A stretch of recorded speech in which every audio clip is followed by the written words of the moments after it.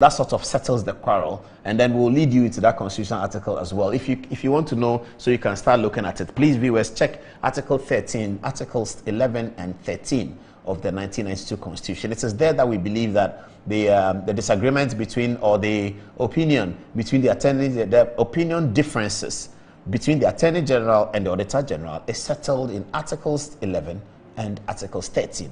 We will show you all that on the screen. Good evening and welcome to the show. We have to start with some gossip though, shouldn't we? I'm trying to pack my stuff and go to the projector, and I'm checking what I need. Okay. Now, we have to start though with a bit of drama from Parliament. Today, wasn't there? There was quite a bit of drama from Parliament. Yeah, so they'll give me the Parliament photographs, and then we can check out the drama. People have been wondering what is in my flask. I've seen social media articles wondering about what is in my flask and all of that, etc., etc. Okay, I need to show you something on social media. I know somebody put up a photograph of me, said I was buying wache or something like that, and something. I'm going to show it to you, and then I'll show you where the rice is, so you can go and buy some. It's really good. It's in Osu Night Market. It's very, very good. I'll send you the photograph. I'll put the photograph on during this program, so don't go. So this is a photograph of me. I was looking very tired. My white shirt had been taken out of my jeans by my walking around. I went to Osu Night Market late in the night. I was from here. I believe it was last Tuesday night, because if I look at the way I was dressed in the photograph, I think it was last Tuesday. So I was buying my rice, you know, I mean, omo 10 cedis, ke nine wole, ke salad, ke minipo here, ke fita here, ke chicken, ke meat gourmet, raw. And then they do it like that, and they put it in the leaves. I insist on the leaves, you know. They put it on the leaves and they give it to me. I'll tell you the full story when the photograph comes up in a minute. It's 21 minutes past 9 o'clock on the top of there. Good evening. Welcome to Good Evening Ghana. Okay, welcome also our social media editors. They will be adept at their work today. All three of them are ready. And also Michael Angelo is sitting by me. He's my co-pilot, and he will be helping me to deliver. All right, let me begin with this. So this is a bit of drama in Parliament today. Honorable Haruna Idrisu, Member of Parliament for Tamale South. He's the ousted, that's how I like to say it, but NDC would like me to say former. But okay, so whichever one you like. He's the former ousted minority leader in Parliament. Ousted by, I won't mention his name, you know the name, mention it. Ousted by, last one. Ousted by, okay. Collins Dowda, another very good friend of mine. Collins Dowda is a nice man. You would like him when you see him. Collins Dowda, very, very decent man. Case Latu Forson, quite a clever guy, I have to say. Case Latu Forson is the new leader of the minority in Parliament, and he took his chair yesterday, held a press conference and all that, starting to get his job in a way that will make people feel that he's able to achieve it. So good luck to Case Latu Forson. And then my good friend, Alban Sumano Kingsford Bagbin. I'll tell you something about Alban Sumano Kingsford Bagbin, and I always remember this story when Valentine comes up. Many, many, many years ago, I'm sure it was 2008 or so, and I was looking for a story around Valentine, around members of Parliament. So I had gone into Parliament to interview members of Parliament. On this particular occasion, Valentine was occurring on a Friday. So it was a big deal. I think 99 or 98, I can't remember. Maybe 2000, maybe 2000. And I went to Parliament to talk to them about Valentine. And I remember in picking up the sound bites, I spoke to Alban Bagbin. I mean, he saw me doing the interview, so he wondered, what are you interviewing my colleagues? I said, Valentine. Then he said, Valentine? What is that? So I said, oh, but if that's what you want to say, I like it. I'll pick it on my soundbite. That's all I need. He said, okay, bring your sound. I said, so, Honorable Minister, I don't remember what I was a minister. I was a member of Parliament of the majority side. So I don't remember what I was a minister. And I said, are you going to celebrate Valentine? He said, Valentine, what is that? Now, that soundbite was played by Joy FM Super Morning Show's Komla Dumo for a long time. So later on, Babu saw me in Parliament and said, oh, but my brother, are you too high? Every day my voice is on your Joy FM that I said, Valentine, what is that? And then we all laugh it off. So anytime Valentine is coming, I remember Speaker Bagbin. At that time, of course, he wasn't Speaker, but he said, Valentine, what is that? Valentine's Day is coming up on Tuesday, right here on our show, and you cannot miss it. Okay, let's get back to the story. So what is the story in Parliament? So today, Haruna Idrisu appeared in Parliament, and he spoke. And he explained to the Speaker why he cannot take the chair of Alhaji Collins Dowda. And in saying why he cannot take the chair, he made reference to his kind of upbringing and training.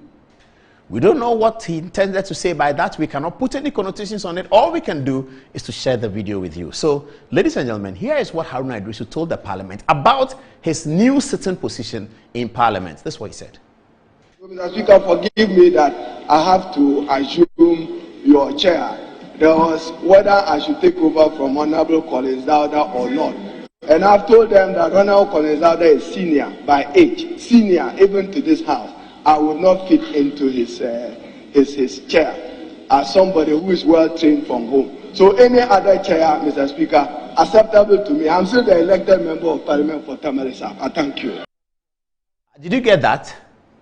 Oh, I'll play it again if you didn't get it. He said that, Mr. Speaker, the chair that has been offered me, I cannot take it. They should give me another chair. Because, of course, he's no longer minority leader, so he has to step back and take another chair. Usually they go to the back bench. When leaders are ousted, they go to the back bench. So they were trying to sort of glorify Haruna Idrisu a little bit. So they gave him a chair significantly front, nearer the leadership, which the leadership will need because they need to be talking to him all the time. He's the experienced leader, but never mind. He said that the chair that has been given to him, it belongs to Alhaji Collins Dauda, who is here. And that Alhaji Collins Dauda is one, older than him by age. Two, Alhaji Collins Dauda came to Parliament before he did. And he's senior to him in Parliament. He will not be able to take Collins Dauda's chair because he said he was well brought up. That's the part. He said, Mr. Speaker, I was trained properly in my house. I don't take the chair of my elders and also take the chair of the one who came to Parliament before me. He's my elder in age, he's my elder in Parliament. I will not take his chair. I don't do that. So find another chair for me. I will never take Collins Dauda's chair. Here, Haruna Idrisu again.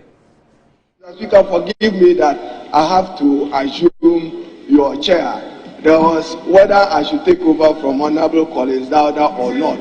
And I've told them that Honorable Collins Dauda is senior by age, senior even to this house.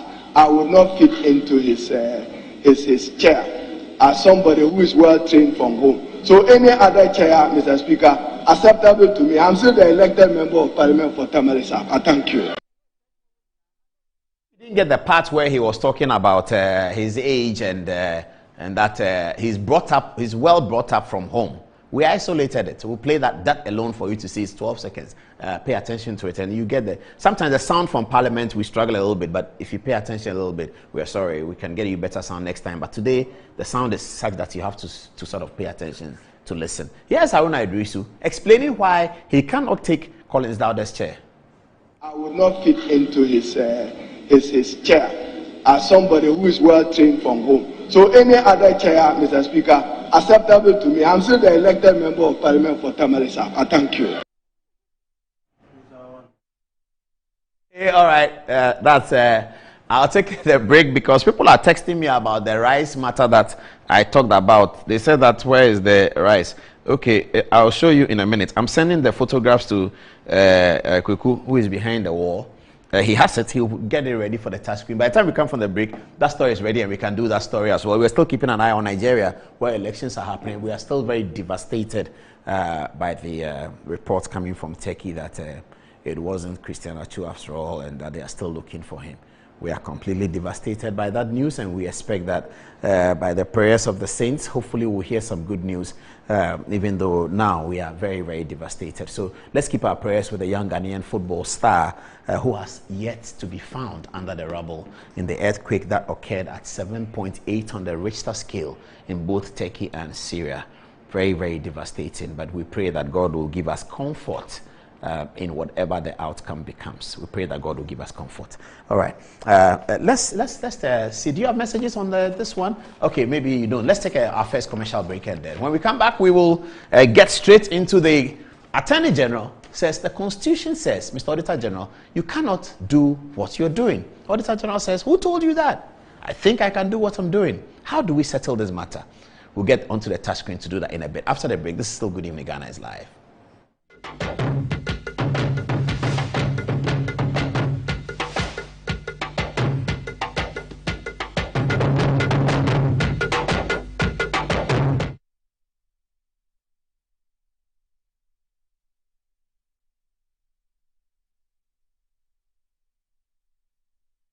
Brunei, football from around the world. Fili Fili on HD Plus from 17 January 2023. Score HD is available only on HD Plus channel on Right One. state-of-the-art facility built with your family needs in mind. A medical center positioned for all your fertility problems and other diseases. Medimosis Clinic and Prostate Center. Our goal is to help our patients achieve and maintain optimal health. We have fully functional OPD laboratories in all our branches. Do you have problems urinating? Medimosis is the ultimate solution. Our Prostacure X capsules and Prostacure Herbal Tea treat prostate problems. Afromosis capsules gives you maximum performance, and for the ladies, Femacure X capsules solves all your menstrual problems. Locate Medimosis Clinic and Prostate Center at Adenta Barrier near the traffic light, Ashaman Ajekojo, Kumasi Ahirima Kokobing, and in Accra Ministries after the Ghana Highways Yard. Call 0244 068 447. We accept National Health Insurance card and all other private insurance card. Medimosis Clinic and Herbal Center, your ultimate solution for prostate problems. Dummy dribbles to the right. He's got an opportunity on the edge of the penalty box. He's gone past the defense. This must surely be it. Goal! It's a goal!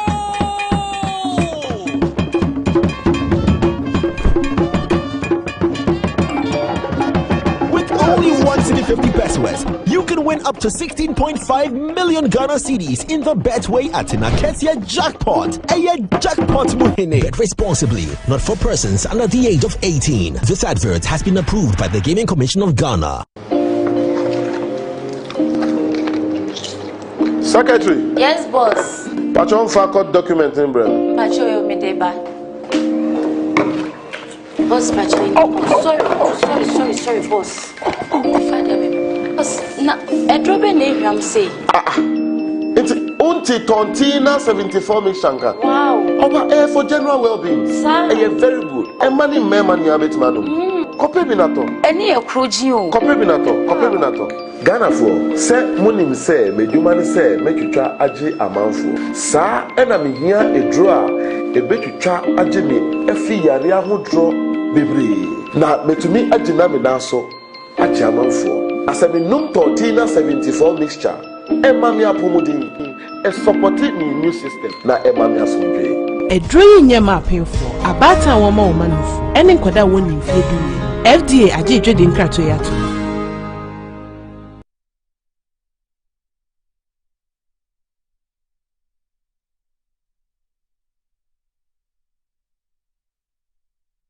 Where does this?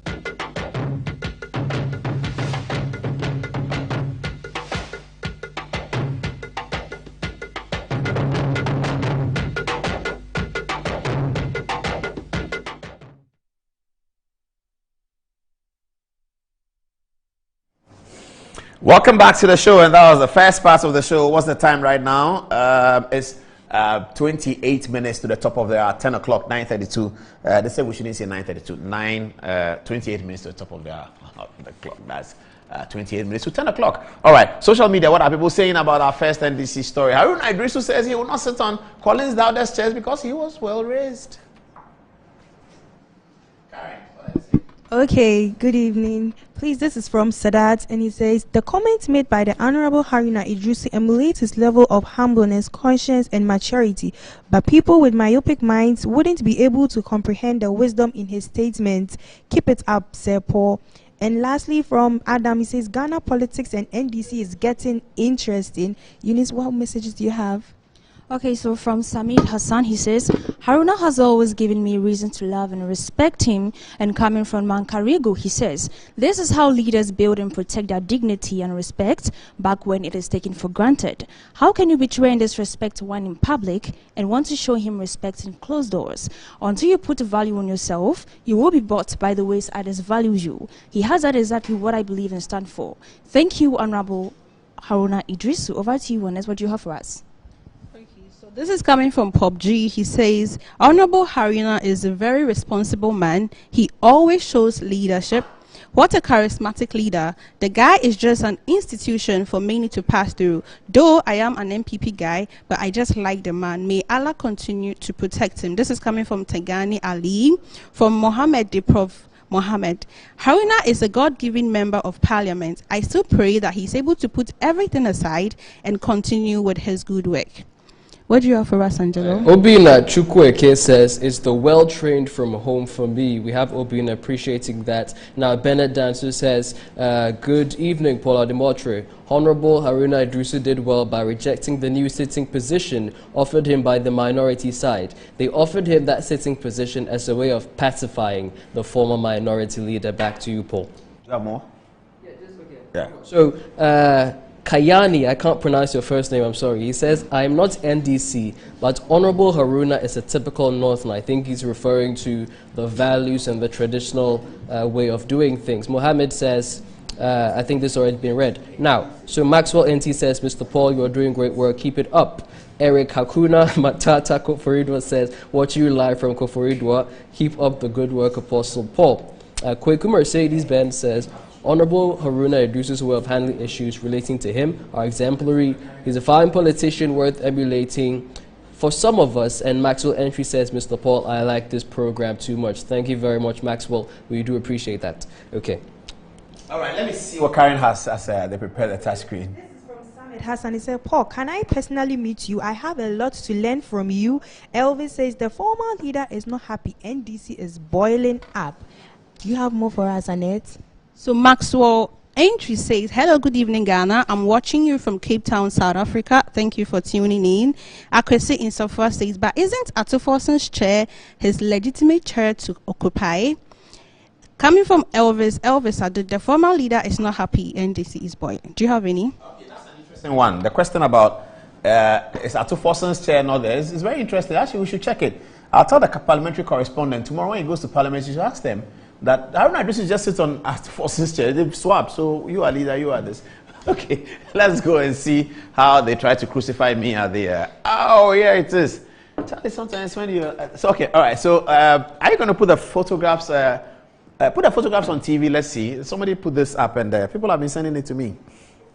Okay, so we can read it. So please, viewers, read the top. Some guy called Due Respect says that after defending the crime of the MPP government and pretending all is well, he, referring to Paul Ademotre, sneaks to his joint and barks Wache, where is your suit, village lotto forecaster? Oh, I'm tired. So I can't go and buy Wache. But look at how confused they are. After defending the crime of the MPP government and pretending all is well, I don't know what pretending all is well means. It has due respect, something like that.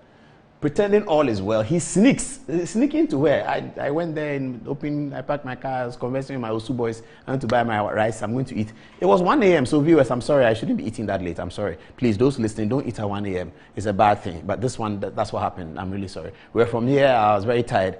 Now, the story about, so this, it's not actually Wache's rice. It's in Osu Market, Osu Night Market. A few people have seen me there. And the Osu Night Market, I used to go there all the time. So a friend of mine called me and said, Charlie, the 9 markets that we used to go and buy the Domedono, there's some rice there, Charlie, it's not easy. Those who know me know that you go to, I buy rice from Newtown and all that. There's I'll tell you that one. There's a joint in Newtown. Newtown Total, the Total filling station, directly opposite the Total filling station. There's some rice guy there. The guy is called Abu. Just tell him that I said you should come. He'll give you rice, he'll give you jollof, he'll give you chicken, he'll give you the kanzo. Do you know what kanzo is, viewers, please? If you don't know what kanzo is, it's the see, when the rice is well cooked, the under, we call it kanzo. They sell all that. They will sort it for you at Newtown. So this is me at the Osu Market. So I closed from Good Evening Ghana. I was still very hungry. Okay, so I went to Osu Market. And please put the photograph up for them to see. Now, so they took pictures. I don't know who took the pictures of me. Somebody standing there. And that's what they do. Every day they are carrying camera. Everything is camera. That's what, they don't have story. So Paul Ademotre is coming to buy rice. They think it's Wache. So they rice, but it's not Wache, it's white rice. So I want to buy the rice. Maybe I'll go there this evening. Please put the individual photographs on. Let's see whether there's something really wrong so that I can apologize for it. So this one, this is me. So as usual, you know, the spectacles, I can't read with it. So when I need to see something close, I raise it or I can use the other one. Where I was, I couldn't take the other one. It's in my bag, it's in the car. So I just have this one. So I do that so that I can read. So that's what I've done here. And I'm buying rice. And I finished. You see, I'm holding a black rubber bag. So it is a bunch of bananas that's in the rubber bag. Now I'll tell you the story about the banana. When I was approaching the rice, this is that late in the night, a.m., early a.m. When I was approaching the rice, this banana seller, I looked at her, I said, banana this time. What's wrong with this lady? So she looked at me and said, Obahe Kwame. The way she asked the question, Obahe Kwame, would you buy some for me? And you know, this, I suspect she's been selling from, I don't know when, but this is 1 a.m. And she says, will you buy for me? I looked at her, I said, how much do you sell a bunch? I've forgotten what she said. I gave her the money. And that's what I'm holding. So I just bought it, just so that I can take it home, put it down tomorrow morning. When I'm going to exercise, I'll take it. The children will take some, whatever. So I bought it. I bought a whole bunch. So that's what is in the bag. So I'm already holding the bag. And then I go to my rice seller. And then I know her name. So I do the rice. Please, viewers, if I have done something wrong with this one, please forgive me. Okay, I beg you. This one, I really beg.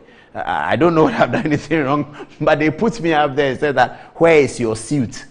I don't know how many people are wearing suit to go and buy rice at the... I don't understand it. I don't get it. How many people are wearing suit to go and buy rice? They say, where is... Please put the one that has the caption. Let me show to viewers. They say, where is your suit and you are going to buy rice? Is buying rice a crime? Does buying rice indicate anything? The rice is good though. It's very good. Right? You should go and buy some. It's correct, pa.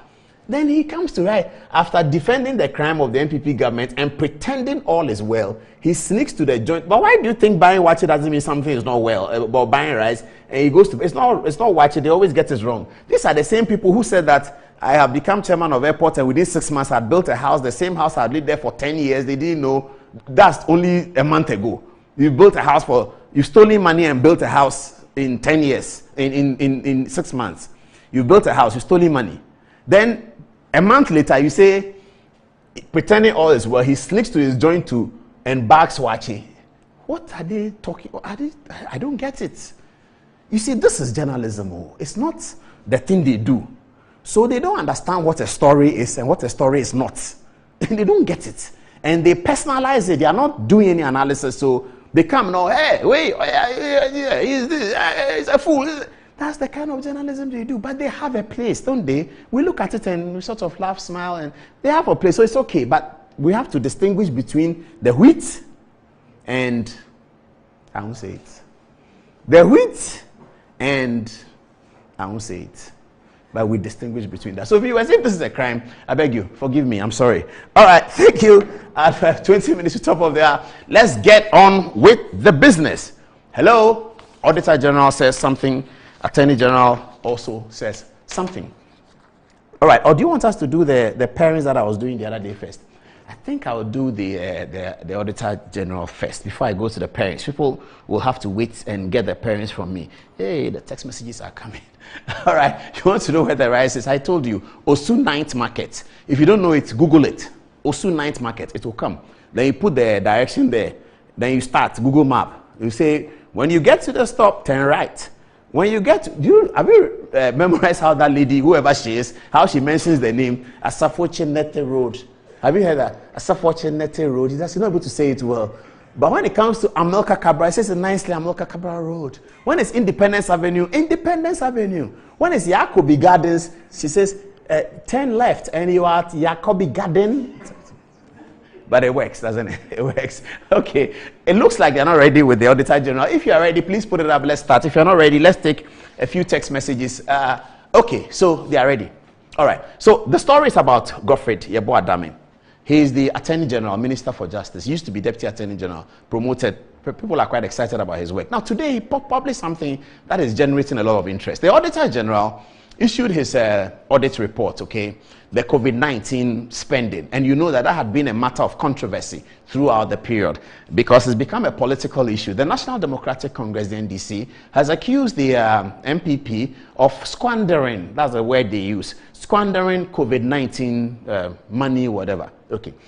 Auditor General comes and publishes it. He publishes the same thing, well, not the same thing. He sort of publishes something that lends credence to the conversation that COVID-19 spending was either abused, mismanaged, or something like that. Okay. Now, the Attorney General then writes to him. So tonight, we're going to walk you through what the Attorney General wrote to him. And then we will point out where the conflict is, and we will point you to a solution. We will also give you a bit of historical perspective on how the Attorney General's office has worked with the Auditor General's office. Okay? All right. So let's start. So this is the Auditor General, nice man. Both men have spectacles on. One went to Adisa Adela. I'm not sure where this man went to. Maybe you should tell us. I think Prempeh College also. All right. So the theme from the Attorney General's presentation or the statement he made, the theme is about these three themes having been isolated by our people.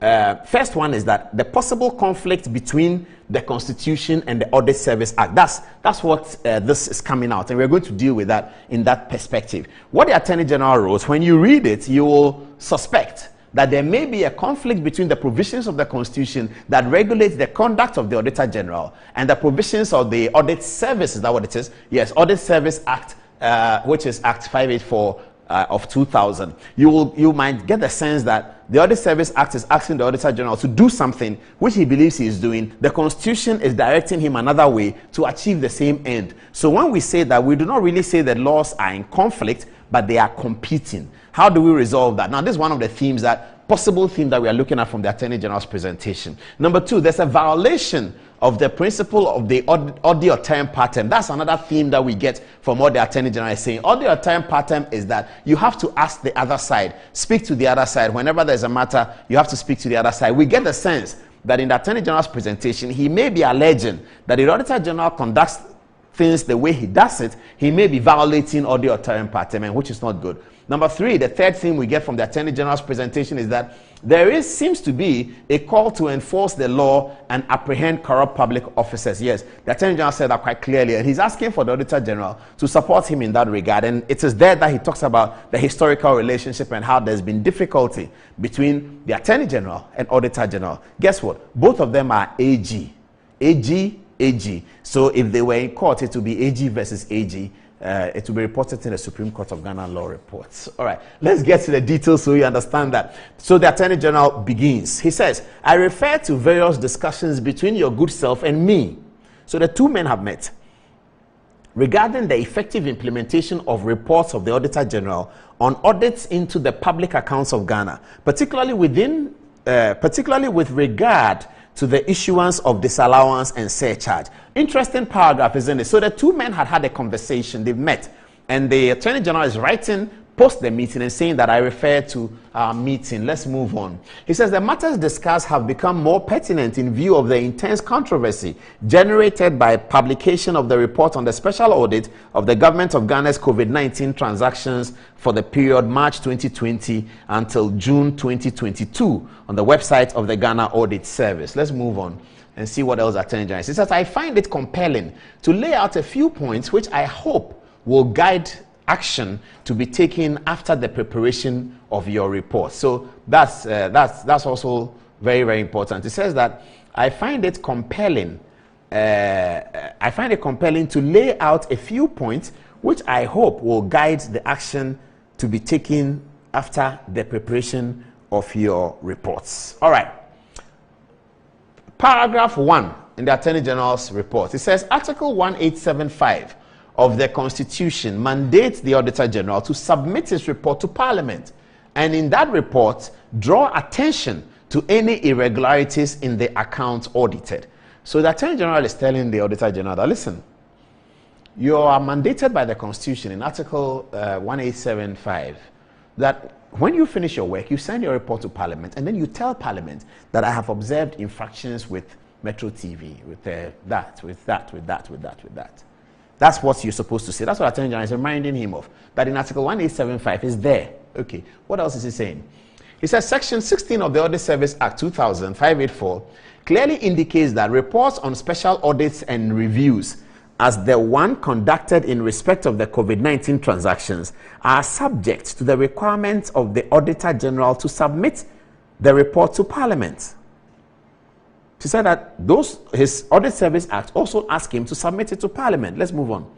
Article 1876 of the Constitution requires Parliament to debate the report of the Auditor General and appoint, where necessary and in the public interest, a committee to deal with any matters arising from it.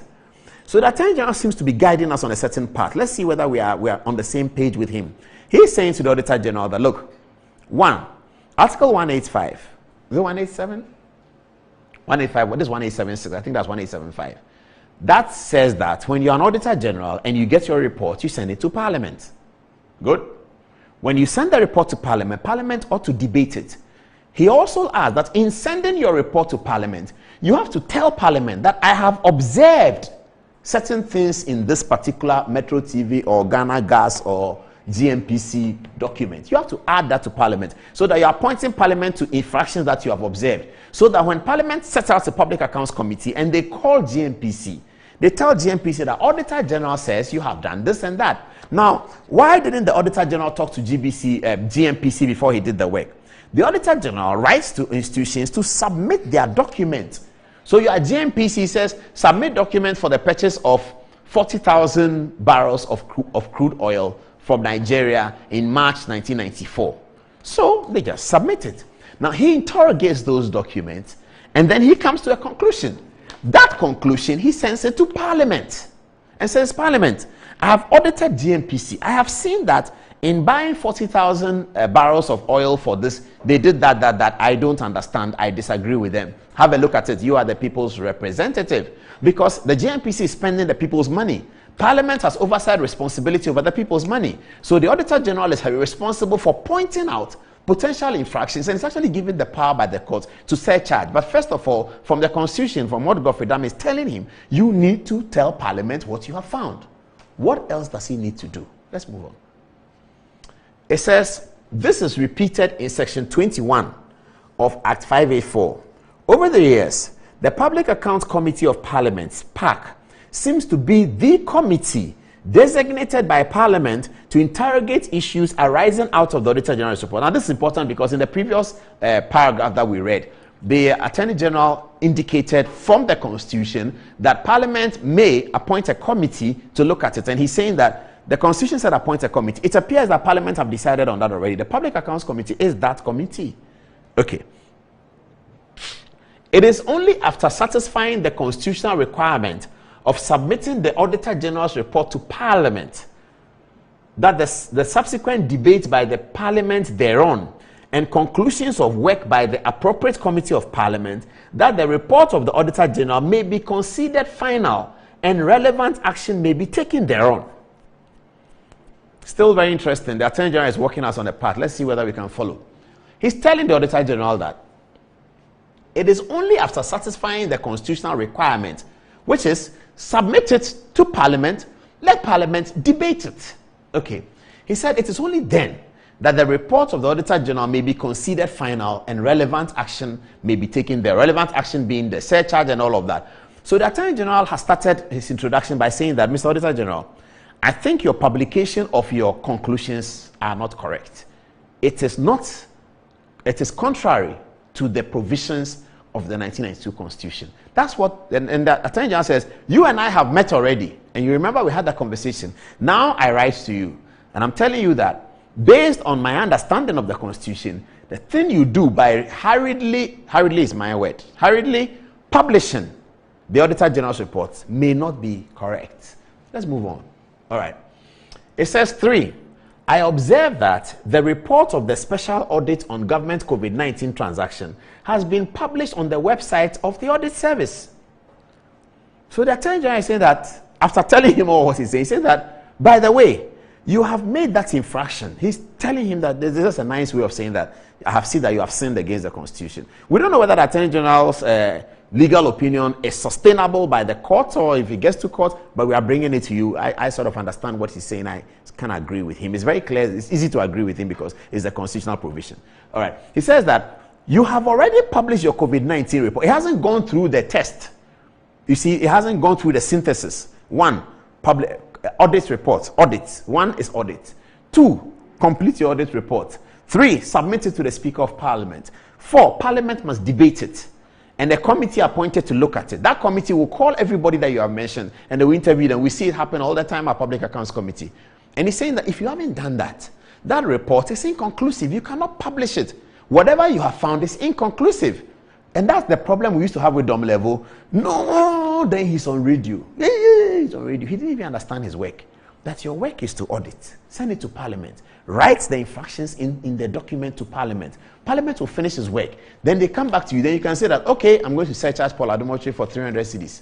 I'm going to surcharge this person for that. But you don't pick the paper and you run to media and put it on website. so that all the media are picking it and it's headline news everywhere, which is nice. Headline news is great. I like headline news, yeah. But that's not how to do it. We live in a country of laws, isn't it? Because that implicates people. Those people have companies. They have commercial interest. They may even have political interest. They have social interest. They may have religious interest. You raise the man's name and say that, oh, Reverend this, they say that the audit committee report says he did that. But then, he has not been asked any question yet. And all the time pattern, the lawyers will tell you, means that you have to hear the other side. It's a fundamental cardinal principle of a trial. The all the time pattern rule.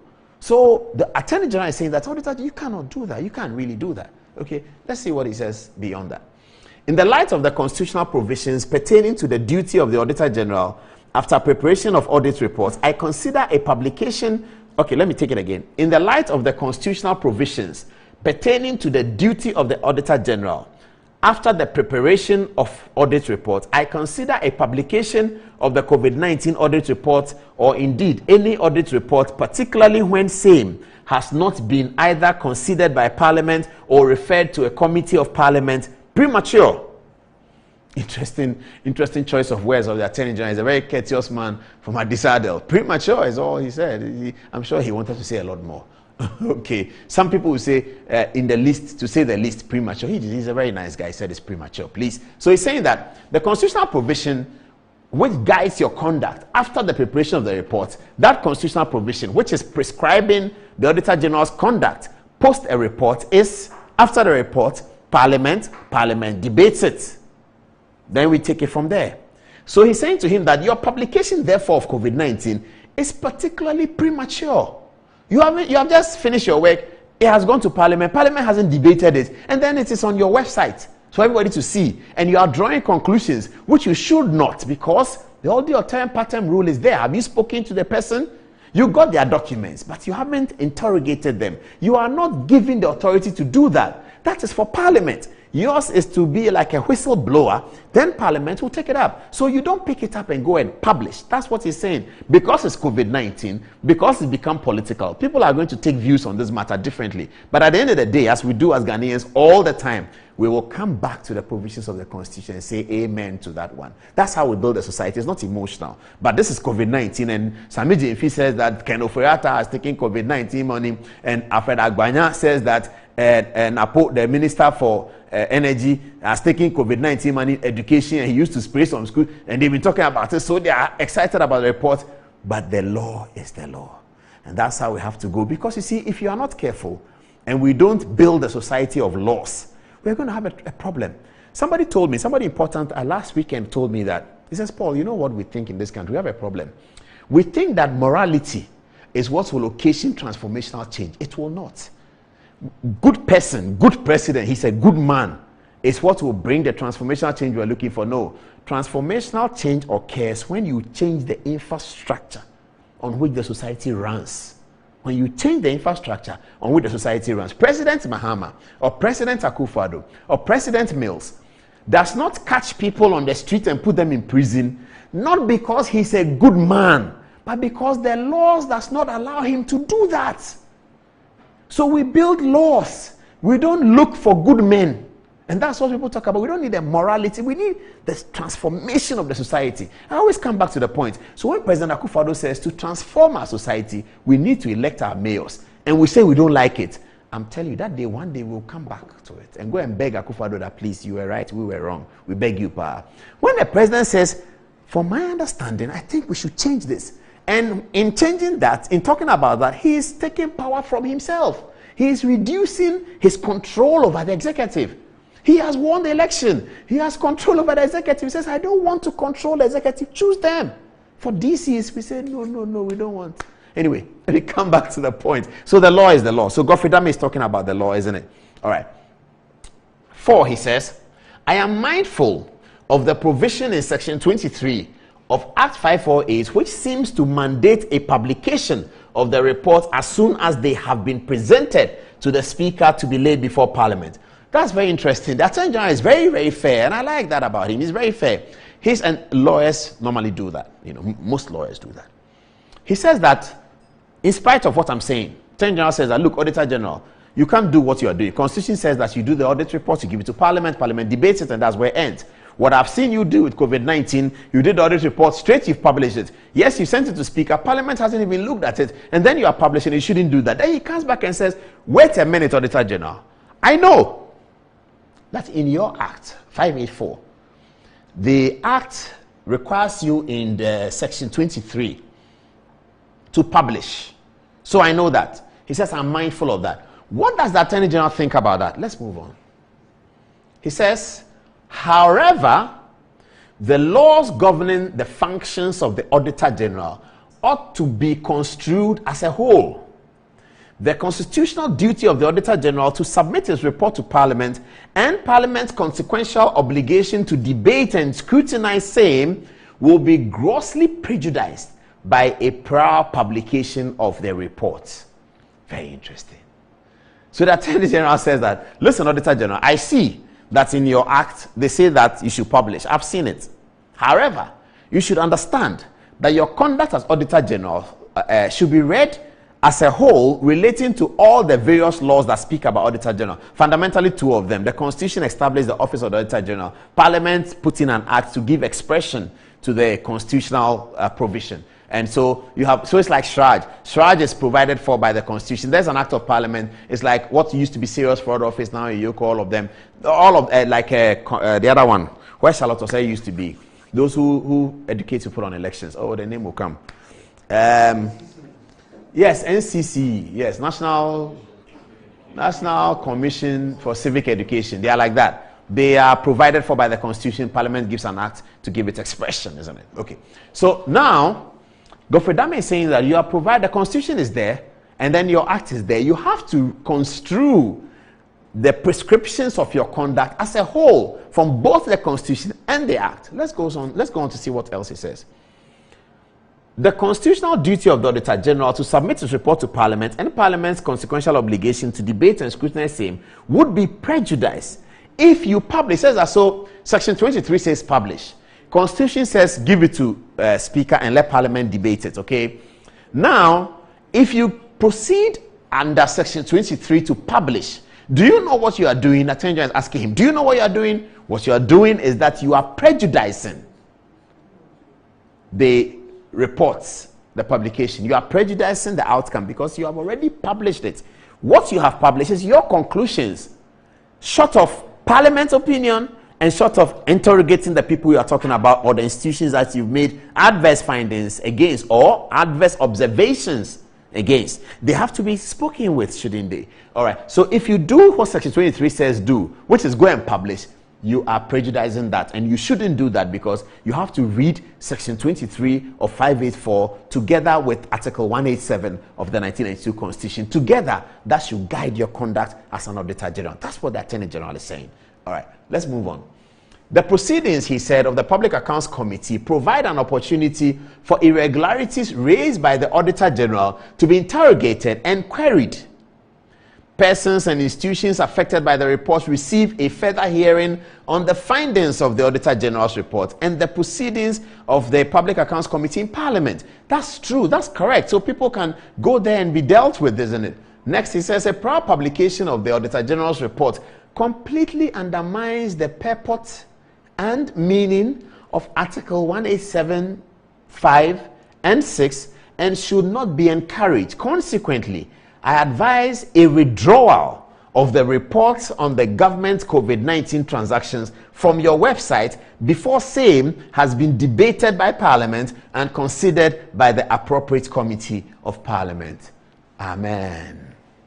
That's interesting, isn't it? That's interesting. We are building a great society in Ghana, aren't we? We should continue like that. Election after election every 4 years, but let's get the laws working correctly. Whether it's President A or President B, the laws must work correctly. That's what we need, isn't it? All right. He says, a prior publication of the Auditor General's report completely undermines the purport and meaning of Article 185 and 6 and 5 and 6 and should not be encouraged. Consequently, I advise, is it an advice? Is the direction? It almost sounds like an order. But I like the Attorney General. It's a very decent disco boy. He says, I advise, Boko, you know. I advise a withdrawal of the reports on the government COVID-19 transactions from your website before same has been debated by Parliament and considered by the appropriate committee of Parliament. That's what he thinks the Auditor General should do. He should withdraw and it's debated before he puts it up, because it's going to prejudice the outcome of a lot of things. You're going to call Honorable Ajiman Menu to the committee. You've already told people on your website that some COVID-19 money is lost. So now you're now calling, he comes to the committee, everybody thinks that he has stolen some COVID-19 money. He hasn't. The committee will now ask him that, look, there's a discrepancy between what you gave us and what the Auditor General. If he's able to explain, then that's it. If he's not able to explain, the Auditor General is able to surcharge him. But you don't publish it before then, because he just might be able to explain. Then what happens? People already think he's a thief. He's working, he goes to visit his child at Duan Akwanta Secondary School, and the children are calling him thief, because they saw his photograph in some newspaper that says, if they do cartoon and they say thief. That's what they do these days. So you can't do that, really. It prejudices the outcome, isn't it? All right. It is only through due process, particularly the observance of the processes stated above, that we can realize the true import and effect of Article 187 of the Constitution. Let's move on. It says, there ought to be enhanced cooperation between the Audit Service and the Office of the Attorney General and the Ministry of Justice. These two institutions are at the forefront of the quest for public accountability, probity, the rule of law, and the rooting out of corruption and malpractices in Ghana, and therefore are left with no option but to collaborate. Okay, he's talking about the important collaboration between the Attorney General's office and the Auditor General's office. In this regard, he says, I have set up a special team in my ministry, jointly headed by the Solicitor General and the Director of Public Prosecutions, specifically charged with coordinating with your outfit in order to promptly act in accordance with law on established irregularities contained in the Auditor General's report. So the Attorney General, I like him for that. He has identified a problem. He has given his opinion, advice about the problem, and he's offering a solution to the problem. That's very important. Young people should understand that. You identify a problem, you find solutions to it, and then you deal with it, isn't it? Okay, so he says the solution is that he has set up a committee in his office, and they're going to look at it. I'm rushing because I see my time is running up. I would appreciate if you could set up a similar team to work with my office. Please accept the assurances of my highest consideration. So the Attorney General is telling the auditor, look, we have a problem. And I can understand the problem. I know you are relying on your act. I think you should look at the Constitution as well. I think you cannot do things that undermine the constitutional provision. If you do that, it's not good. Because of all of that, I think you should withdraw the COVID-19 from your website. You should withdraw it. That's what he told him. Now, I have set up a place, people in my office that are responsible for this. So I think you set up something, collaborate with them. Let's wait for Parliament, and then we can deal with COVID-19. Meanwhile, go and withdraw it. So we'll be counting the hours and see whether the Auditor General is withdrawing it or not. So I asked my people to isolate Article 1857 that Attorney General referred to. I may not have time to go through it, but let me just rush through it. The Auditor General shall, within 6 months after the end of immediately preceding financial year, within each account, it just talks about what the Auditor General should do. It says Parliament shall, in that report, draw attention to any irregularities. The Auditor General is supposed to draw attention to the irregularities in accordance with audited and any other matter in his opinion, blah, blah, blah, blah. Okay, Article 186 is about the same. Parliament should debate it. And there's Section 23, which is what the Mr. Dami said the Auditor General might be referring on. It's very important. It's here. This 23 of Audit Service Act 2000. The Auditor General shall publish the report on the public accounts and the statement of the foreign exchange receipts and payments of the Bank of Ghana as soon as the reports have been presented to the Speaker to be laid in Parliament. So that's what 23 says, as soon as it's been presented. And then so he did that, and Dami says you can't do that because Constitution says that you should let Parliament debate it, and the Constitution ought to be supreme, isn't it? All right. Now clause 13 of the Constitution says an adjudication authority, which is like the Auditor General, for the determination of the existence of a civil right or obligation shall, subject to this Constitution, be established by law, blah, blah, blah. It talks about the auditorum patem, the right to people, the right for people to deal, the right for people to have a fair hearing. Attorney General also said that he set up a committee also to enforce the law, isn't it? Okay, I wanted them to give me Article 11. I don't know whether they have it. They just might have it, isn't it? So in this document, we also isolated what the Attorney General has done in the document. So in this document, Attorney General chronicles the history of cooperation between himself and the Auditor General. He's not very happy with the cooperation so far. Then in our point 2 of the summary, he emphasizes that at various times in the past, the Attorney General Gloria Kufu wrote to the Auditor General Domlevo, but Domlevo ignored the Attorney General's advice. So Dame is urging the new Attorney General that my predecessor, Gloria, tried to cooperate with Domlevo. We know that Domlevo doesn't cooperate with people except his friends. So Domlevo didn't agree. But he's urging him that you and I cannot do that. That's the old regime. Let's get it running. I want to cooperate with you. Please cooperate with me. Let's get the work done. Let's solve the problem. I like that. I like that spirit. Very, very good. Then he said he ended on the note that there is the need to deepen the collaboration between the Attorney General and Auditor General's reports. Yes, certainly there needs to be a deepening of that. So I'm sure this is causing a bit of debate. People are writing to us about what they think and what they don't think.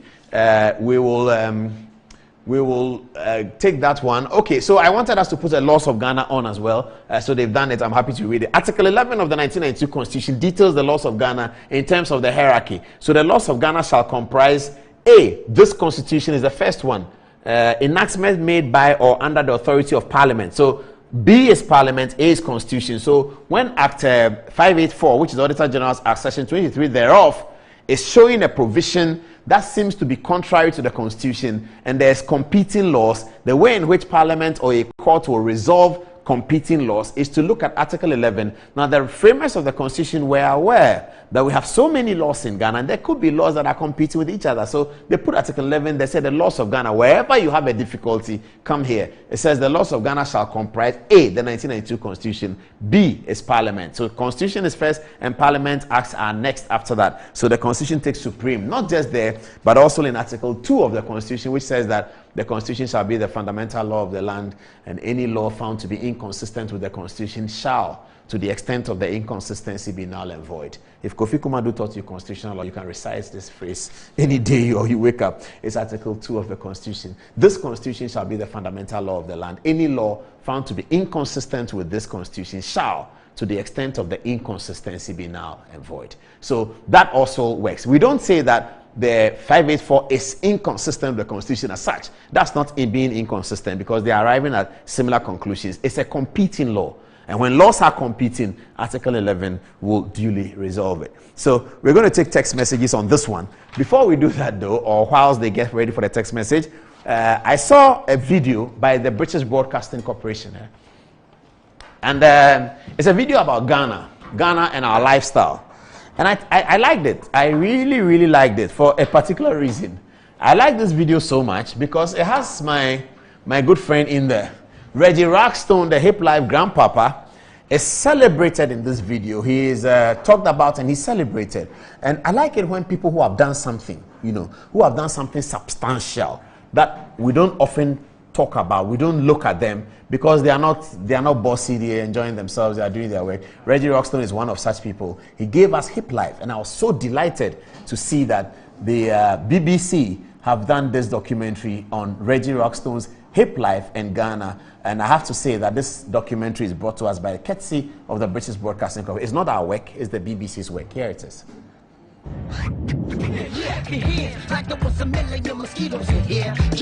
When I did what I did, I tagged it. So when the dude put a piece of meat between two bread and he called it a burger, he named it. And that's what I did. I named it Hip Life.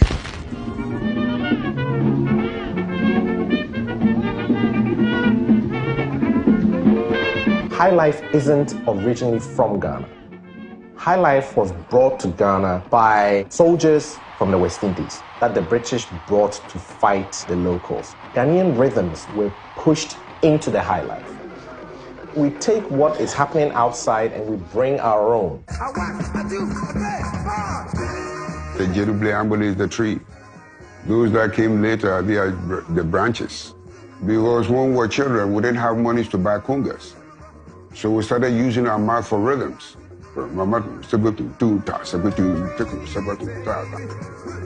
The rap, the jazz, everything is, it's just like you're cooking a soup.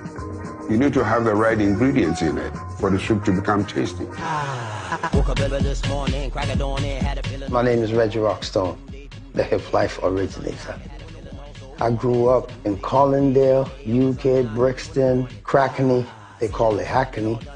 I grew up in Brooklyn, New York, Flatbush, coming back home to Ghana. 93, 94. When I got off that plane, the smell, the sunshine, the love, right up till we started this movement called Hip Life. And I looked like the folks that they have seen on MTV. I had the short dress, the white beater, the Timbs, the camouflage. But then when I rapped, it wasn't cheap. And that just blew everybody's mind.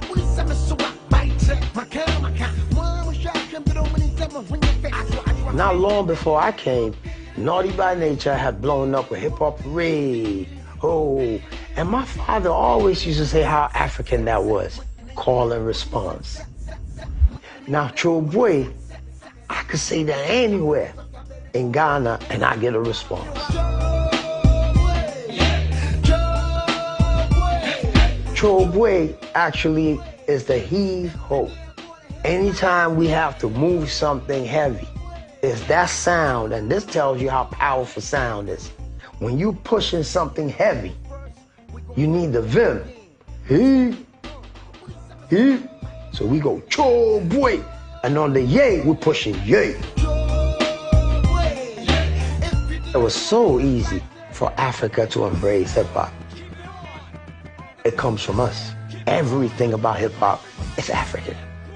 Right down to the boogie, right down to the swag, everything. It's only because of that big bad boat ride called slavery is how we got divided. I got an uncle that looked just like Puff Daddy. I want Hip Life to be that good story that lifted black folks in Africa and all over the world. Gave young people a voice. Identity is very important. If you lose that identity, then you know where you belong to. The mother is her life, but rap is Africa. Africa. Africa.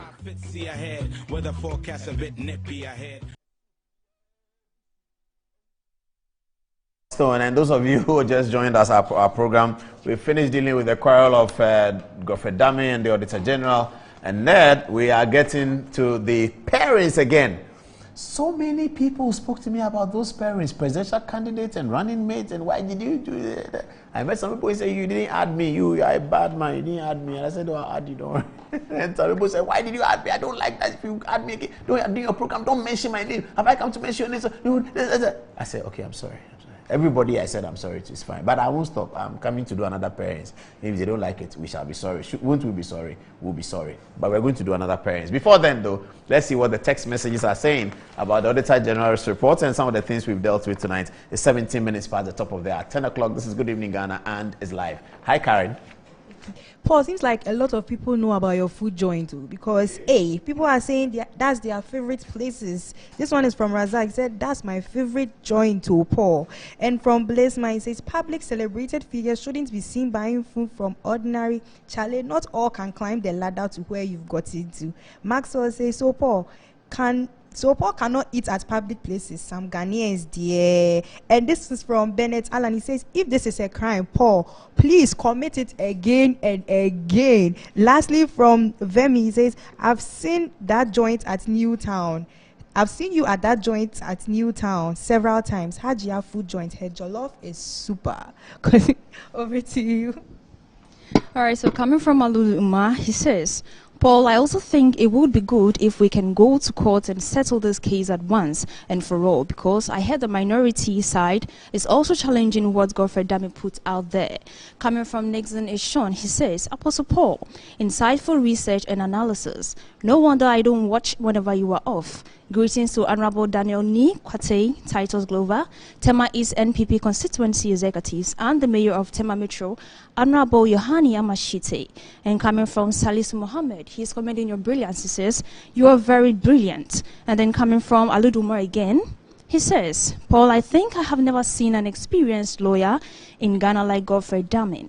In fact, Paul, Godfrey Dame is the law, and the law is Godfrey Dame. Period. From University of Education, Winneba.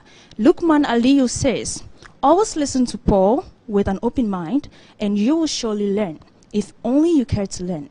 Respecting the supreme laws of the land is the way to go. And we have another one from Master Planner Junior Kentampo. He says, in fact, Paul, you are simply unstoppable.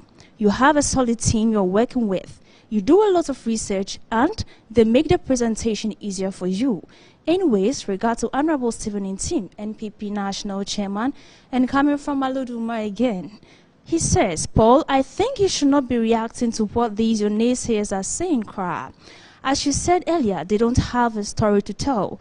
Because I don't see anything wrong with you buying food in the night, so why should this become a story? But I hope Manasseh and his Fourth Estate newspaper has no hand in this. We are watching you inside University of Education Winneba campus.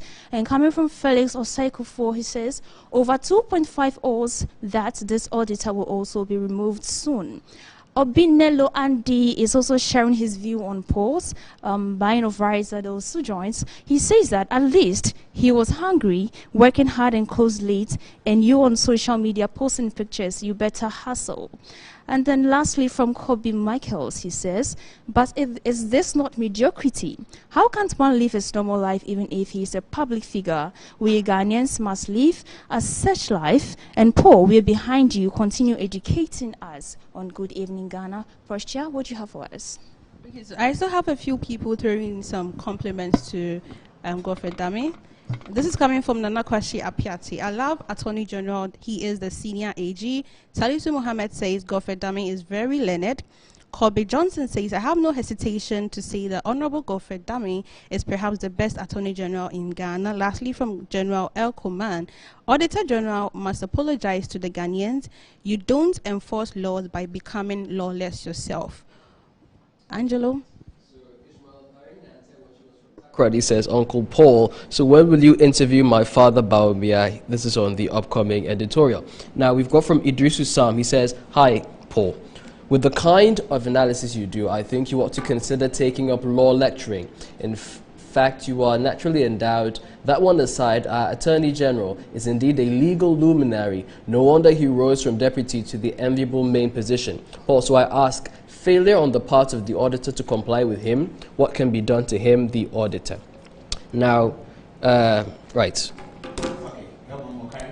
No, I can continue. Yeah, I'm good. Yeah. So Adam Bahama says, I think the Auditor General published the report based on Section 23 of the Audit Service Act 2000. If the Attorney General thinks there are some inconsistencies of the Act to the Constitution, then he can call for the Supreme Court ruling on it so that in going forward, the Audit Service will be guided by the ruling.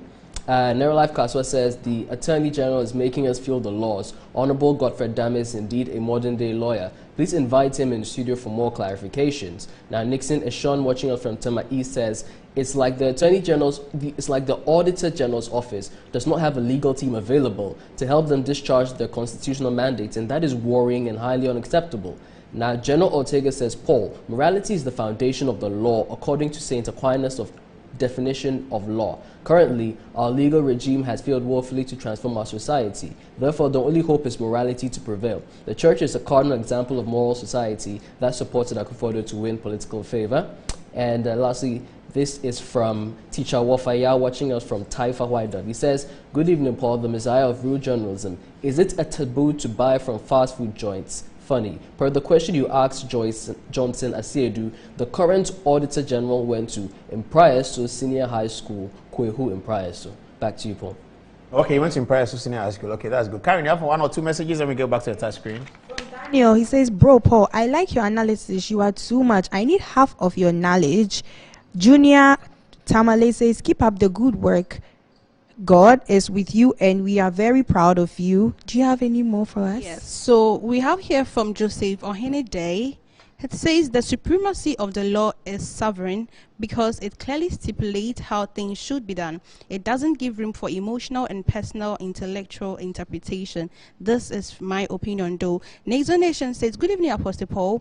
It's like the Auditor General's office do not have a legal team available to help them discharge their constitutional mandate, and this is worrying and highly unacceptable. Greetings to Honorable Titus Glover, Tema East NPP constituency executives. Suleiman Ibrahim says the opinion of the AG does not amount to a law. If the AG disagrees with the Auditor General, he must proceed to the Supreme Court, in my humble opinion. Do you have some for us? Okay. Let's get on to the touch screen. And viewers, I'm getting a lot of messages about the rice, isn't it? I'm getting a lot of messages about the rice.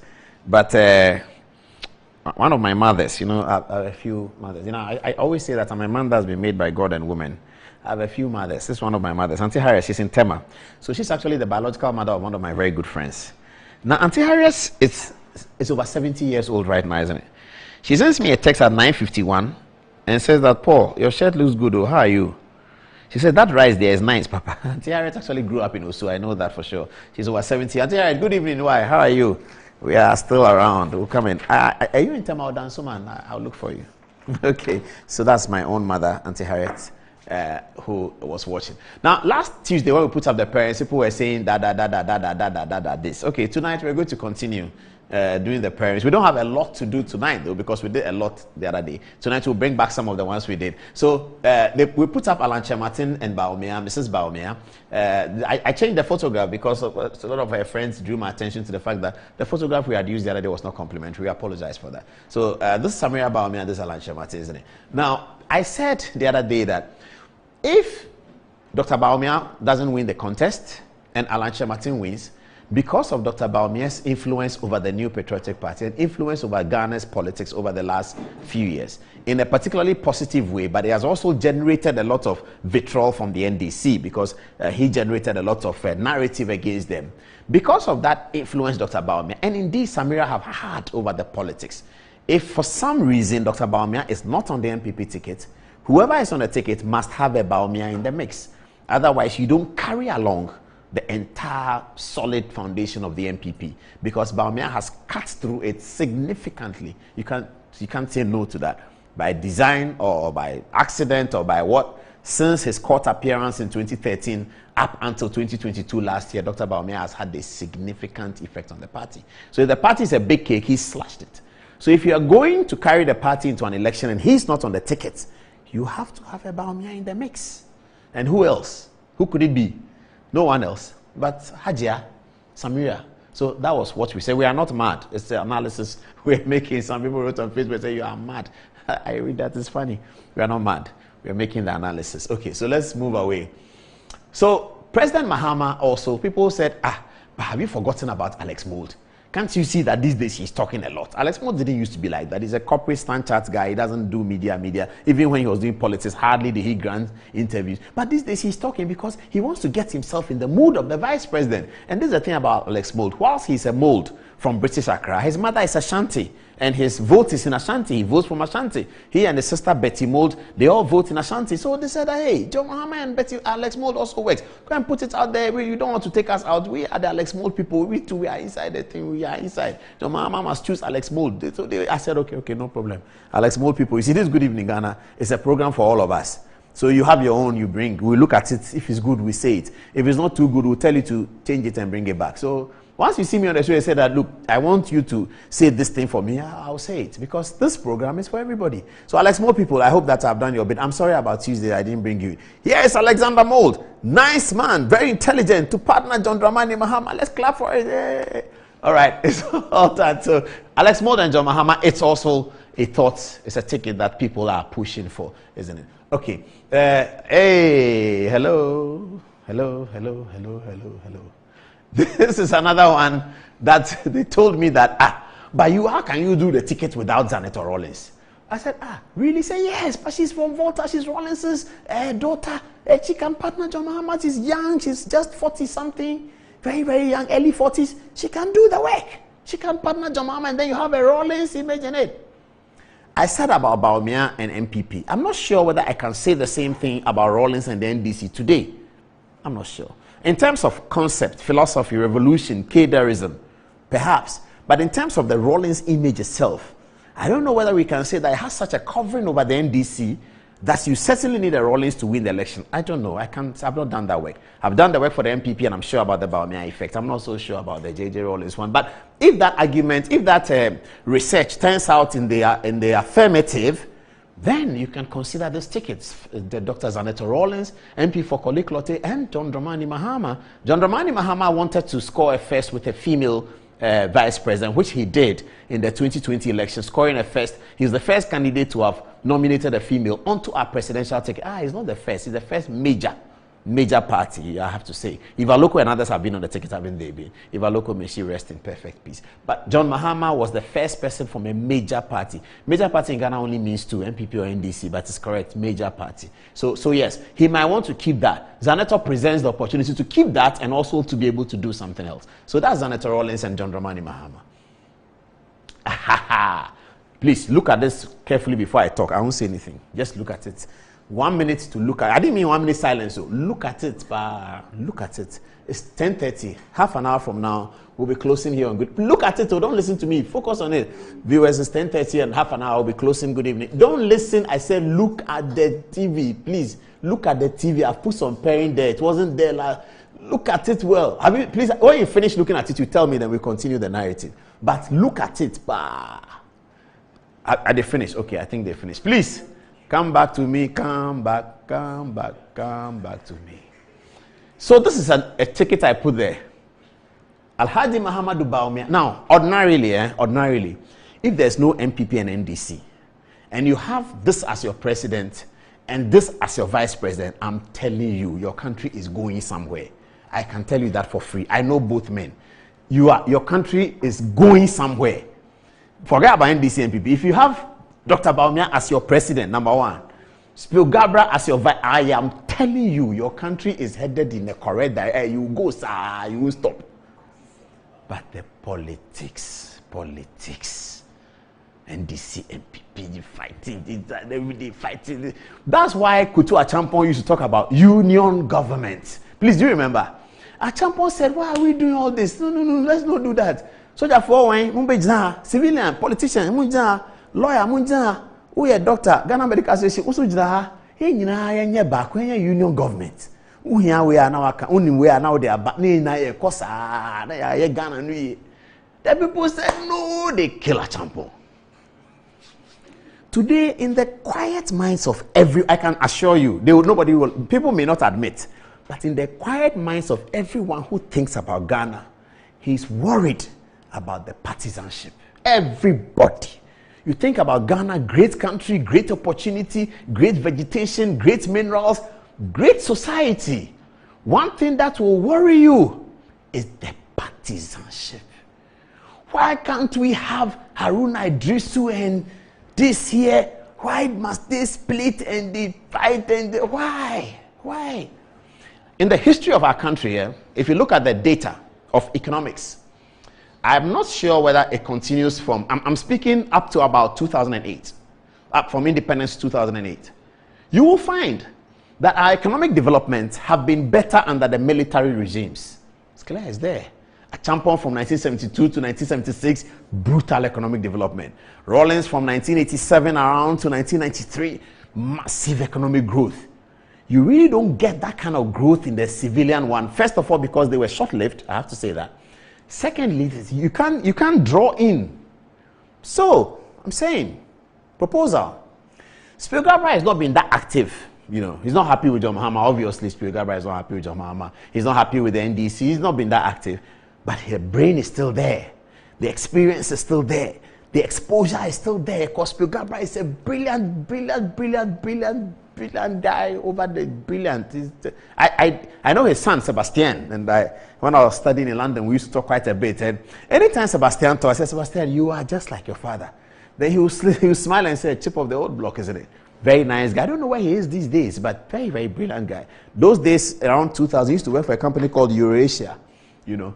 Now, I'll tell you this little story about Eurasia. So I had gone to look for a job at Eurasia had published a portal. So all London universities we applied. I had gone to look for one. They had interviewed me, blah, blah, blah. I was excited. I was looking at it. The Eurasia called me and said, Paul, you didn't get the job. You know why? We got another person. You might know him. He's called Sebastian Spielgabra. I didn't know him then. I said, that must be Spielgabra. He said, yeah, he's also Ghanaian. But he has advantage over you because he speaks French. You don't. So we are sorry. I said, okay, fine. I'll look for him. So I called his father. And he said, oh, you were Sebastian? I said, I think he works for Eurasia. He said, oh, but that job, he just got it. I said, I was the one that, you know, me and him. And his father said, oh, Paul. I said, it's okay, it's okay. So I met Sebastian when he was in Ghana. Fantastic guy, fantastic guy. He started doing election predictions. He was right in election 99, even 2000, you know, very brilliant guy. So that's Sebastian. But this is Spiel. Spielgabra as your vice president. You are there, oh. I'm telling you, you are there. You are fine. Everything you need about a leader, he has it. Okay. Dr. Bawumia as your president, I believe that you are there. You are fully there. If you have these two men leading, we are there. So, if Dr. Bawumia wins the MPP contest, and he wants to ignore the Ashanti question, he wants to look at party unity another way, and he wants to look at another angle of uniting the country, then, because he cannot go for Haruna Idrisu because of the tribal similarity, Spielgabra is a choice. You like it, you don't like it, send a text message to us. And we also, I have to say something about the foreign minister. She's turning 60 this week. A very big happy birthday to you, Shirley Ayoko Bochwe. She turned 60 this week, foreign minister. And foreign minister has had a lot of exposure at the foreign affairs. The second coming there as minister for 2 terms almost now. And Dr. Bawumia in the lead. That's a ticket, isn't it? It answers the gender question that as well, doesn't it? And Shirley Ayoko Bochwe is gone. And Greater Accra is an important region to win if you want to become president of Ghana, isn't it? So that's another ticket. By the way, happy birthday to Shirley. Last week people were asking me, what about this, what about that? What about this thing? Ernesto Fori Sapon, that's what it's about. Ernesto Fori Sapon is a businessman, and I was making the point that if Dr. Bawumia was to go for a business ticket and satisfy people and he will pick Ernesto Fori Sapon. Since then, I've had a few people calling me, hey, Ernesto, catch yourself for politics. I said, Ernesto, can't be behind me. I'm doing my analysis. He hasn't spoken to me. He doesn't know I'm coming to put him on TV. Another person called me and said, hey, no, Ernesto Fori Sapon, Obejai business. I said, I don't know. So Obejai, I really don't know. Okay, all right. That's Ernesto Fori Sapon and Alhaji Muhammadu Bawumia. This is Dr. Kufu Dampare. No, I wanted Dampare and John Mahama, isn't it? Okay. So this is my friend. Now that's an interesting one, isn't it? That's an interesting one. So prepare Dampare and John Mahama and send it. Tell me when you have it. I'll come to my friend here, Edusei Poku. So people are saying that, look, you people say Dr. Bawumia must speak an Ashanti. Now, what kind of Ashanti, what better Ashanti can you have than pick a Champemhine, who is the son of Otumfo Opoku-Ware, and if he is on the ticket to Dr. Bawumia, it doesn't get better than that. You're going to get 90% of Ashanti vote. Champemhine is sitting on that ticket, and he's a very clever man. He's a diplomat. That's his background. He worked at the Ministry of Foreign Affairs. Edusei Poku is a full diplomat. He's a full ambassador. That's his training. He's a diplomat. That's what you need for vice president. He's a diplomat par excellence. He's very, very good diplomat. People don't know that he worked at Ministry of Foreign Affairs. His father was nominated as Ghana's ambassador to Italy by the time he was nominated as Asantehene, so he couldn't do it. So his father is the old Asantehene, Otumfo Opoku-Ware, whom we all fondly remember. Now they are telling Dr. Bawumia that, Doc, almost pay Asante ticket. Why are you wasting your time? Edusei Poku is there. Pick him. He will just, because he's a chief, he just says that I'm not a chief anymore. I'm going into politics. And if Edusei Poku is on your ticket, all the constituencies in Ashanti will elect him. Then you are done. Is that a good ticket? Okay, if you don't know Edusei Poku or you want to get a feel of him, You've not heard of him at all. You know that he's a Champem Hine and he's Otun for Pokuware's son, and you want a feel of him. We had interviewed him before. Maybe you have lost that. Maybe you didn't see that interview. It's possible. I have a small part of it for you. The most humorous part of the conversation I had with Achampem Hine in Kumasi back in 2020 or 2021. I can't remember. Here it is. Children do you have? Oh, I have. Money now, yeah, 9. Money 9. 9. Baku 9. Oh. And your man does. A does of capital. And you do dear, but a does. Does. From one marriage? Oh, you know Ashantis. Ashantis. How do Ashantis do? Oh no. We are not wayward, but at least 1 or 2 outside is fine. It's fine. Okay. That's very interesting to hear. That's the humorous part of Nana Eduse Poku, who is Nana Champem Hine of Ashanti, and he is also a running mate. This one, people were concerned that why did I say that Dr. Ekufu Dampare is going to be President Mohammed's running mate? It's a public policy choice, and I'm telling you, people are thinking about it. They are telling John Mahama that you have to win and you have to break whatever you have to break. If you have to win and break something, then you have to go for Dr. Dampare. He's the guy people say brought sanity to the system and all that. I've seen some musicians visiting Dr. Dampare. I've not been invited, so I don't know whether me too I can go and start the Asrafo Penny and say that, Chief Constable, how are you? And then they'll put a picture of me and him. I've seen Kojo Intri, the legend. I've seen Kofi Kenata, the superstar. I've seen Stoneboy. And it's a good move. So generally, Dampare has effective PR quotient. He has a positive PR quotient. So if you look at the PR context, and if you look at what can be hit, so in politics, you're going for this kind of big positions. You look at few things. When we present Paul Adumochi, what are people going to say about him? How are they going to hit him negatively? Is this something we can sustain? Is it a crossfire we can sustain? Okay, that's one. What is the PR quotient? What's the PR value? How many people know of him? If we go and stand in at St. Gregoire and we say that the candidate for parliament is Paul Adumochi, would they say, who is Paul? Is it a guy? Is it a guy? Or would they say that, who is that? Who is that? So you look at that as well. Name recognition, effectiveness, people. Okay, then we look at, okay, when the person meets Paul Adumochi, when he meets him the first time, those of you who know Paul Adumochi, what is his kind of energy? Is this something people would look at him and listen to him? The answer is no, then we should be careful. The answer is yes, okay. So even if they don't know him, when they meet him, that means we have to take him everywhere. 275 constituencies, we have 1 month. Can we do it?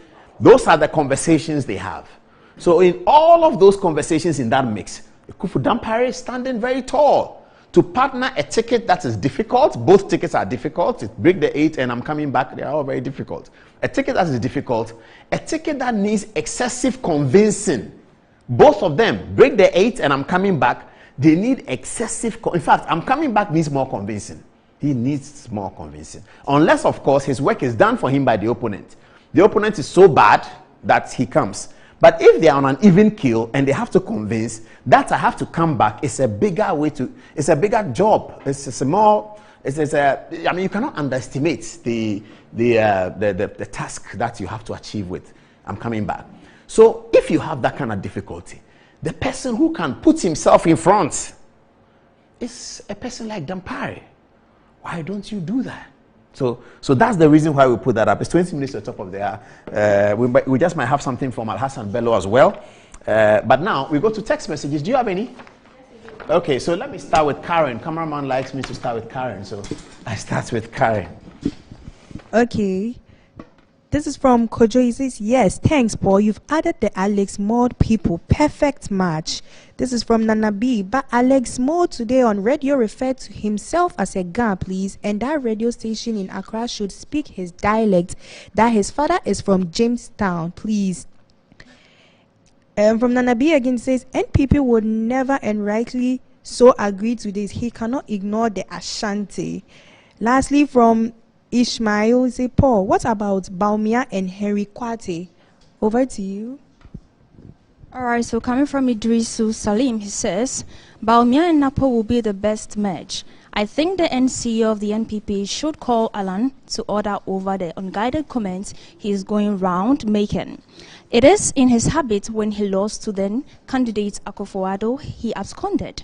Such a person does not have the spiritualism, the voodoo, and the adakabrada to transmute and as well transfigure our economy and take Mother Ghana to the promised land.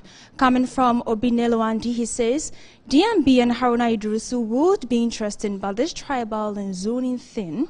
Dashtinkun says, BMW and Dr. Oforisapon like despite get wa business in Kwa. And lastly, from Maluduma from the University of Education, Winneba, he says, I think the best pair for Baumia is either Alan Cash or Napo, as simple as that. And that's what you have for us.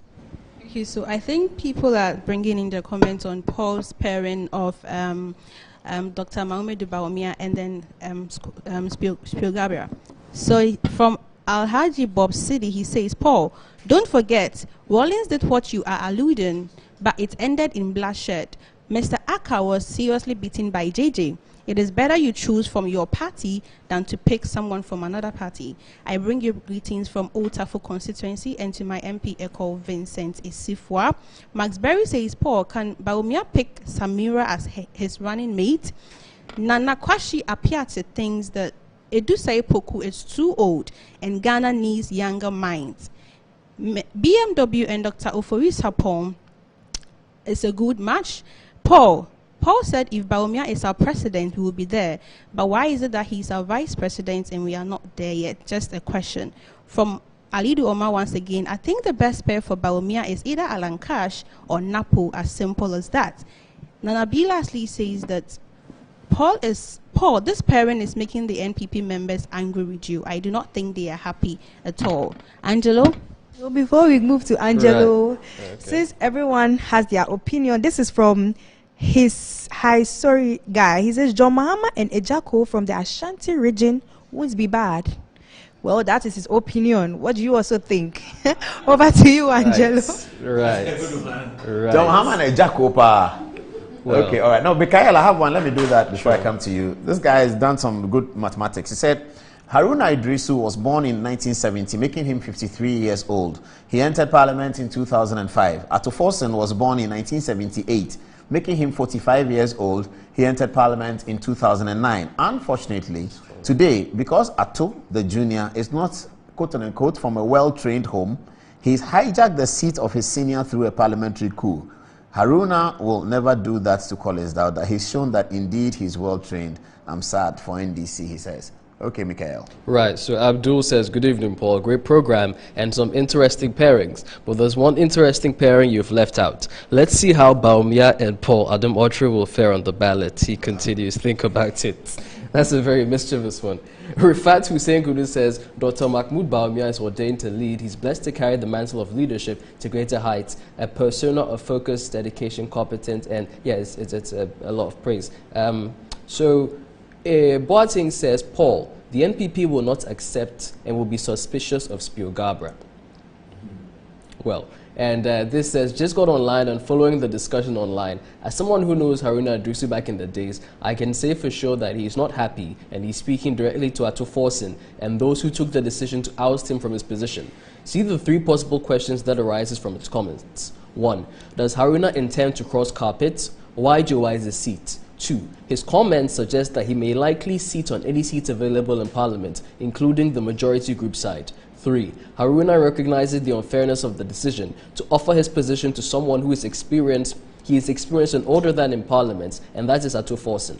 This decision to change Haruna and Muntaka has serious political effects for the NDC side. Maybe they may not realize it now. For example, if any of the two guys don't turn up in Parliament, the NDC side cannot influence anything. The numbers already are close. Haruna's comment also suggests he wants to do only the will of his constituents and not that of the party, and that could also pose a challenge to the NDC side. Mind you, he doesn't need NDC structures to win an election in this constituency. Back to you, Paul.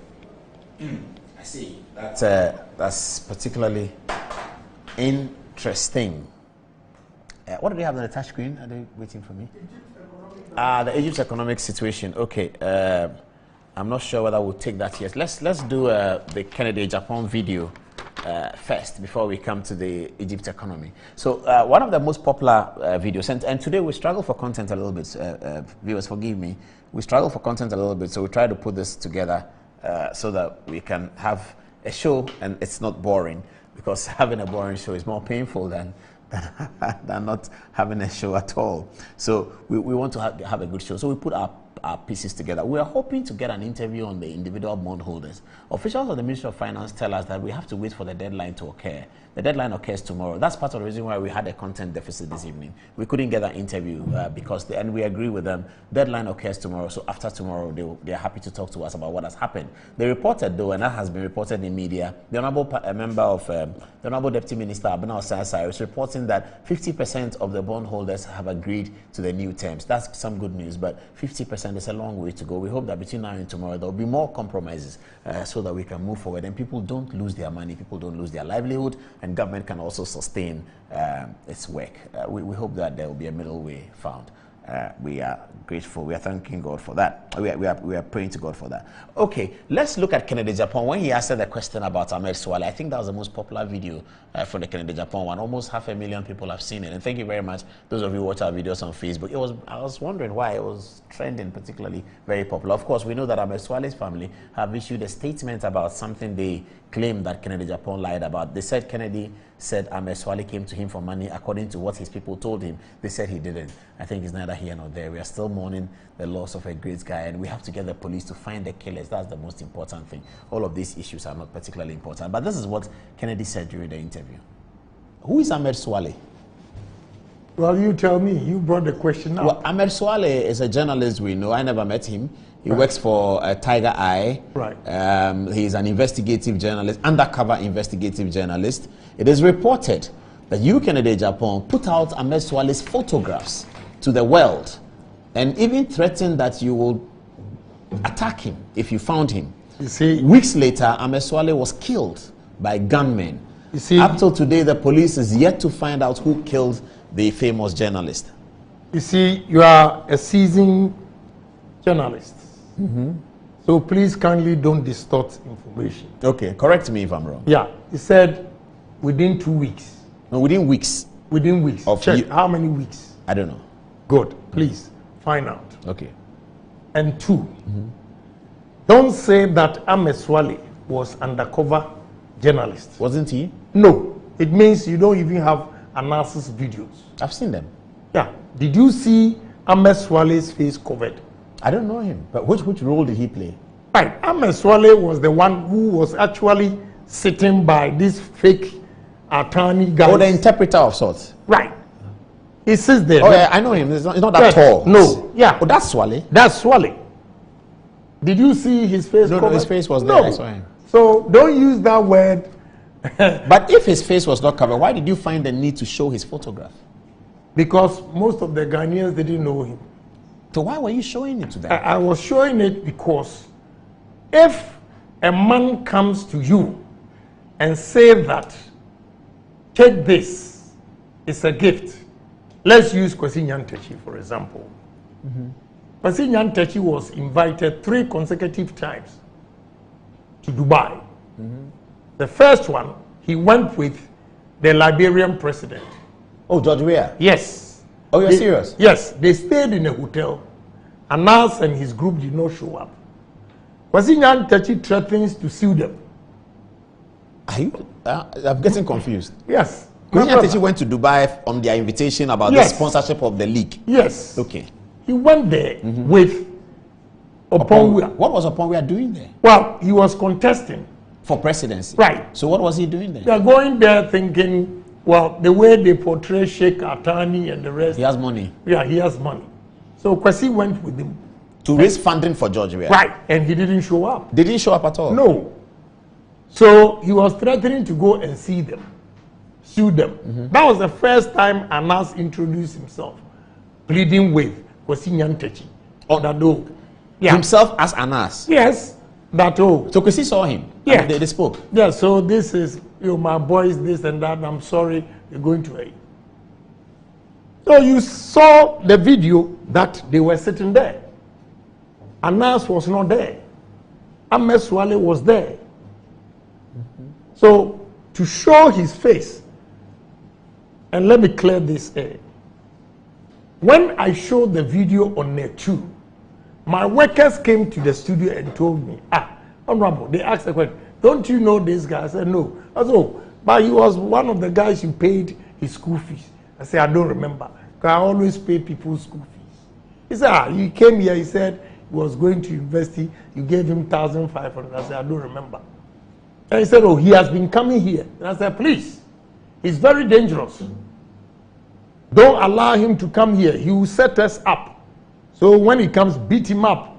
Throw him out of the place. Beat him up? Yes, this is what I said. I will not lie to you. But that's not a bad word.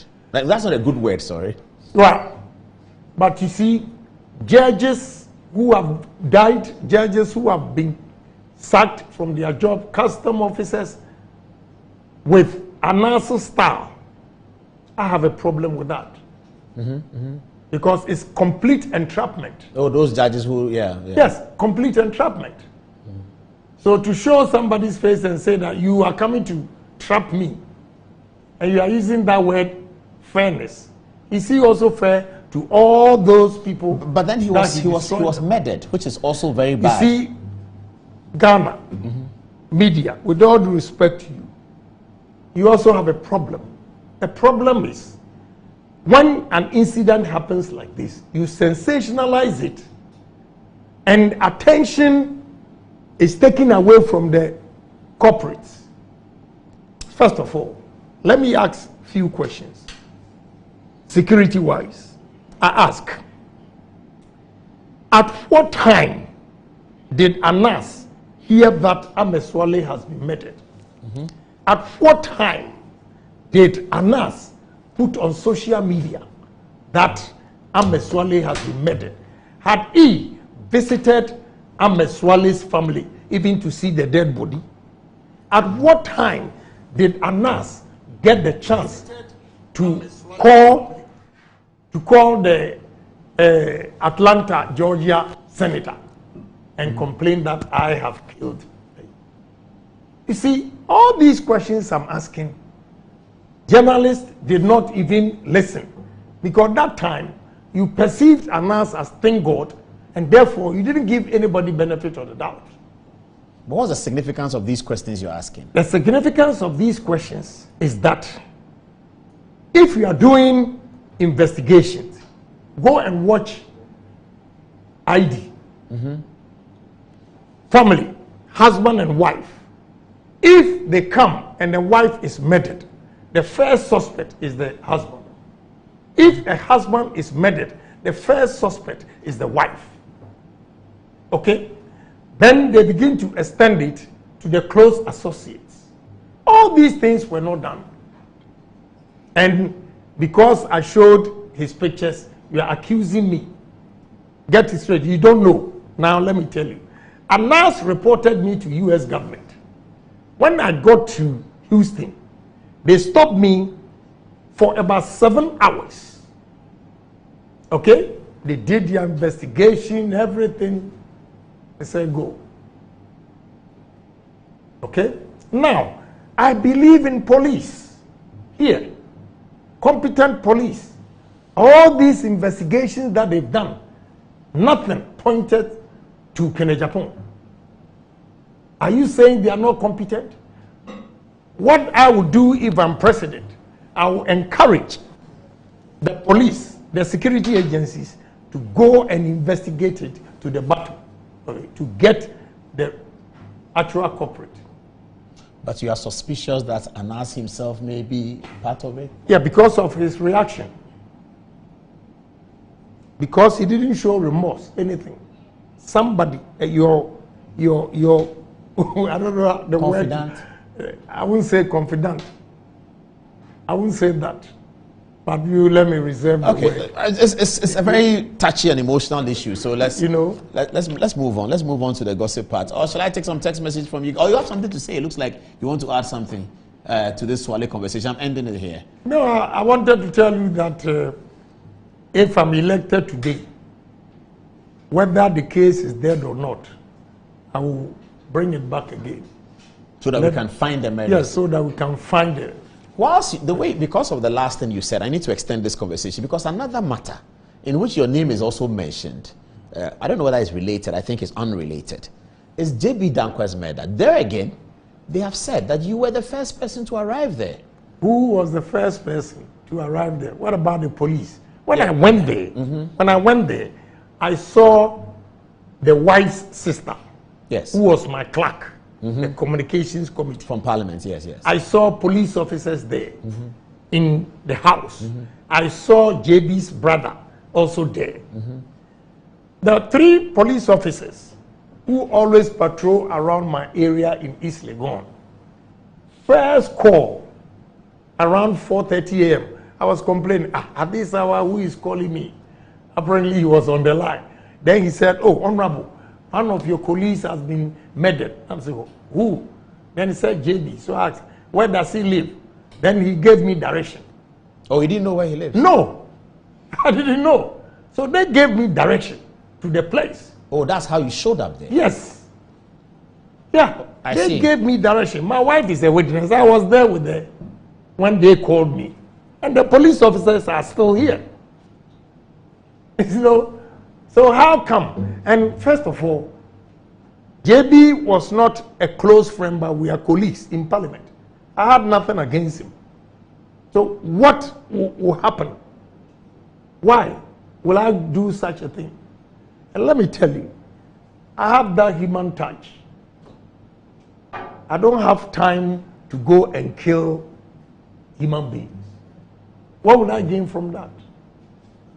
What would I gain, my brother? How long? So as president, we demand from you resolution of 2 murders. You say that you're going to resolve Ahmed Swale's murder, yes, and J.B. Dankwa's murder. Yes. You resolve it as president. Yes. What power will you have to do it? You see, the problem is, if the president shows interest, the police will work, and I will show interest. I will show interest because it's me that have been accused. So it's important to exonerate myself, come out with the truth. That is all.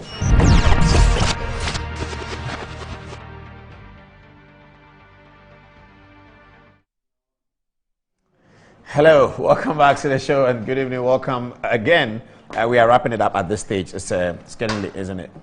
It's Thursday night, so we're kind of tired. It's been a long week. I was in Ho earlier this morning with the airports people and I came back to Accra in the afternoon. Okay, so am I good to get my text messages from you, Karen? I see that you're climbing up and down a chair. All right, Antoinette, you want to start then? Okay, 1 text messages and then we're wrapping up. Okay, just 1. So this is coming from Mohammed Bamba. He said, Paul, Martin Hamidu has spoiled that parent, so it will not work for the NPP. The NPP will never trust any NDC person again. So kindly do not pair the NPP with the NDC. Do you have something for us? Yes, I do. Edward says Kennedy Japan should go and explain what he is saying to the IGP. When he is president, nobody can investigate him. And lastly, from Alidu Umar, he says, from University of Education, Winneba, Paul, I'm appealing to the NDC to put their house in order before they start pointing their hands at June Mensa and the EC, because whether hook or crook, Dr. Baumia will surely beat them. Alidu from UEW. Karen? Okay. So this is from Malvin Kojo, and he said, Paul, in fact, I love you and I envy your knowledge, thinking and understanding. Lastly, Seth Wise said, the youth need a grassroots leader who has the youth at heart. Over to you. Joe Dakota says, Paul, in one of his philosophical lyrics, legendary Robert Marley said, and I quote, they try to put you down, but Jah will put you around. Keep the good work and damn the noisy parrots. The person to break the 8 is Kennedy Ejapong from Sheila in Kaswa. Okay, that's about it, and that's about it for Good Evening Ghana this week. Next Tuesday is Valentine's Day, isn't it? So get ready for it. Get ready for a very powerful Valentine edition right from here. Maybe we'll bring some of the rice from Busu and do our Valentine thing. Thanks for watching, viewers. It's been a pleasure bringing it to you. Good night.